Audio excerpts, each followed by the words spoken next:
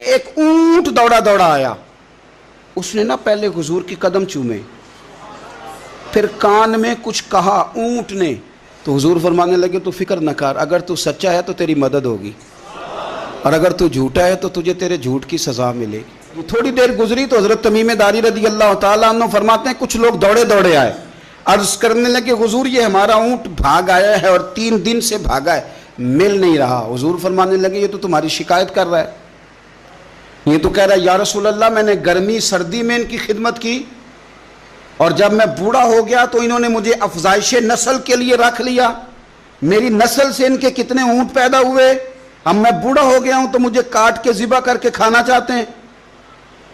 اس نے کان میں کہا، حضور نے ترجمہ کر کے بتایا، کریم رسول فرمانے لگے بولو تم کیا کہتے ہو؟ کہنے لگے سونیا جی جس نے جو آپ کو بتایا نا بالکل ہی سچ بتایا ہے، حضور بالکل ایسے ہی ہے، گرمی سردی میں اس نے کام کیا، پھر ہم نے اس سے بڑے افزائش نسل کا کام لیا، حضور ذبح کرنا چاہتے ہیں۔ تو نبی پاک فرمانے لگے اتنی جو خدمت کرے اس کا صلہ پھر چھری ہے، تم اچھا صلہ دے رہے ہو؟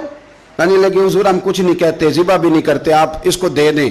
حضور فرمانے لگے اب نہیں میں تم پہ اعتماد کرتا، اس طرح کرو میرے ہاتھ بیچ دو۔ 100 دینار کا میرے نبی پاک نے اونٹ خرید لیا۔ حضور نے نا اونٹ کو تھپکی دی، فرمایا جا تو آزاد ہے۔ اونٹ نے نا پتہ نہیں کیا باتیں کی، ایک بات کی تو حضور نے فرمایا آمین، دوسری کی تو کہا آمین، تیسری دعا کی تو کہا آمین، چوتھی بات اونٹ نے کی تو نبی پاک رو پڑے۔ اونٹ چلا گیا، صحابہ کہتے ہیں عرض کی یا رسول اللہ اونٹ نے کیا کہا ہے؟ تو حضور فرمانے لگے اس نے پہلی دفعہ یہ کہا ہے کہ یا رسول اللہ اللہ آپ کو میری طرف سے اسلام کی اور قرآن کی طرف سے بہترین صلہ عطا کرے۔